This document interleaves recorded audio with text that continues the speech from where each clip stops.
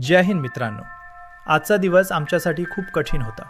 मी आणि माझी 2 वर्षांची मुलगी स्वर्णिका आम्ही बाईकवर आनंदानं बाजाराला निघालो होतो.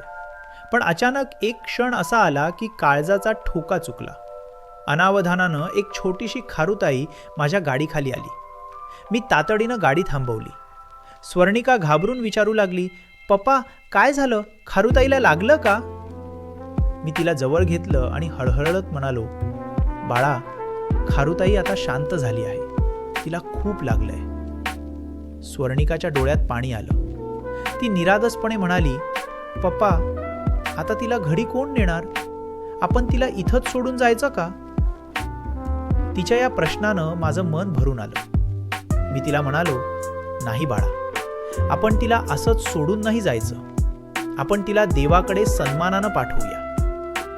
मग आम्ही दोघांनी मिळून तिथंच एका झाडाखाली छोटा खड्डा खणला. स्वर्णिकानं स्वतः आपल्या हातानं काही फुलं गोळा केली आणि त्या खारुताईवर वाहिली.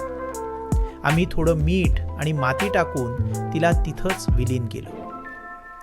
हे सर्व करताना स्वर्णिकानं मला विचारलं, "पप्पा, देव तिला चांगलं ठेवेल ना?"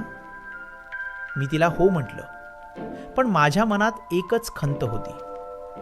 मित्रांनो, या घटनेतून मी आणि स्वर्णिकानं एकच धडा शिकला आहे, जो आम्हाला तुम्हाला सांगायचा आहे.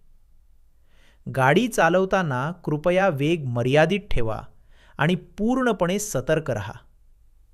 हे मुके प्राणी बोलू शकत नाहीत, पण स्वर्णिकासारख्या लहान मुलांच्या मनात त्यांच्याबद्दल खूप माया असते. तुमची थोडीशी सावधगिरी एखाद्या निरागस जीवाचा प्राण वाचवू शकते. माझ्याकडून झालेली चूक तुमच्याकडून होऊ नये इतकीच इच्छा. सुरक्षित रहा, जीव वाचवा. ओम शांती.